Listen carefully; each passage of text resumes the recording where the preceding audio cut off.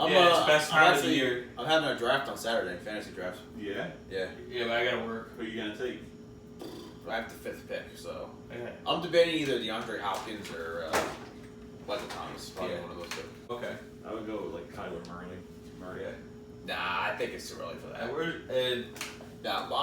We have keepers in our league. Yeah. My keeper's Russell Wilson. We are back on your typical Monday night podcast. Alongside me, Andrew Brent. We have a special guest, Jeffrey Byrnes. Jeffrey, 1 week from now is Major League Baseball trade deadline day. Are there players that you think could be traded? And are there players that may actually surprise all of us that they got traded? I do think there will be some players traded. I'm not sure if this is actually going to be a blockbuster trade, but I think Cleveland obviously is looking at dealing with Mike Clevinger, obviously because he decided to go out into a nightclub and he just completely lost the locker room and the team. So I wouldn't be surprised if he ends up getting traded. There are also teams that I think could be looking at possible trading, like for example, like the Boston Red Sox. They haven't had a good year, so a guy like Mitch Moreland could possibly be traded. JD Martinez, JD Martinez, I think could be very well traded. His value is very high right now. Kevin Pillar certainly. The Tigers, Kansas City, also I think could be looking at trading assets. I think Texas Rangers, Lance Lynn's having a very good year. I'm sure there'll be teams out there looking for starting pitching that could use him.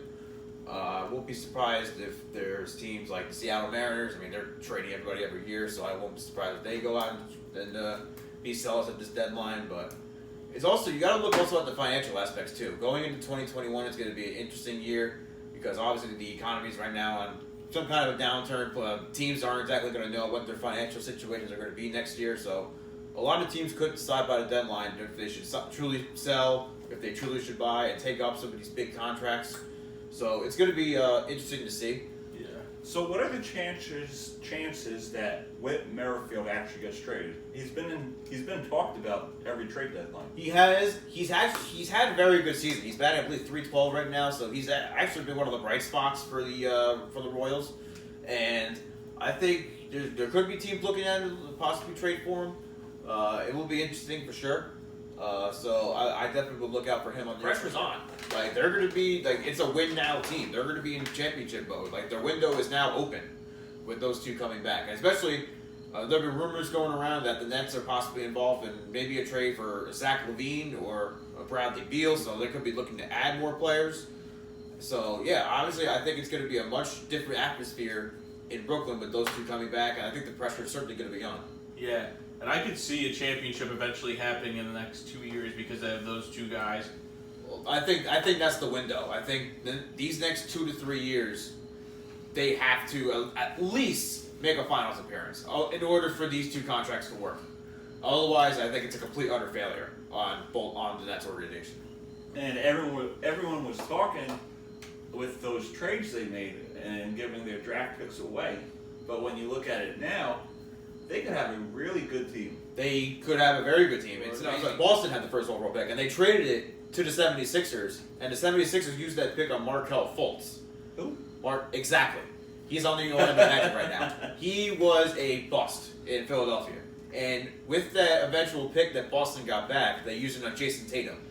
So Boston not only won that deal, but they got a possible superstar in Jason Tatum. And so Philly, like I said, they certainly have been hit or miss in the draft. Obviously, they hit with Embiid and Simmons, but I mean, they could have possibly had, Jason Tatum, 3 first-round picks. They're huge. They are huge, and honestly, we have to see what Nolan Foote can do because he came back in the Blake Coleman trade, and the Lightning were, from what I've heard, they were very high on him, but obviously they were willing to trade him for Blake Coleman. So we'll see if he becomes a prominent player for the Devils. So we don't know what Corey Schneider could do because of his injuries. So do the Devils maybe go after like a Robin Leonard or a Braden Holtby? I wouldn't be surprised if the Devils possibly go after a goalie in this free agency.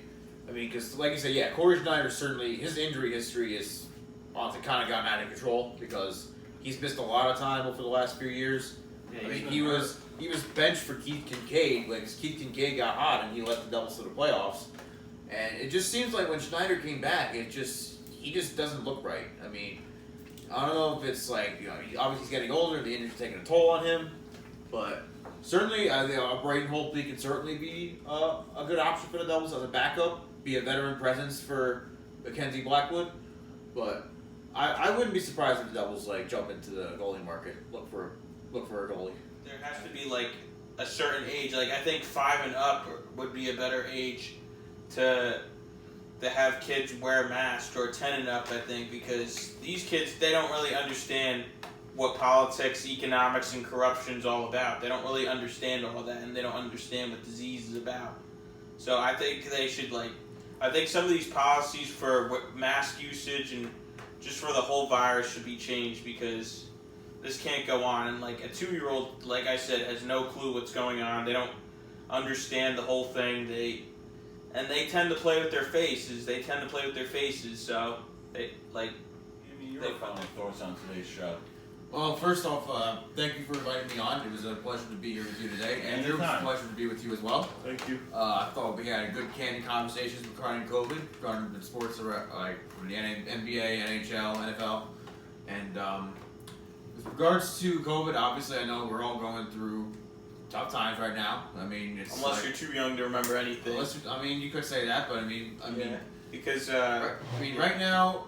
Yeah. We just have to, stick together through this. We'll get through this. This will all eventually end.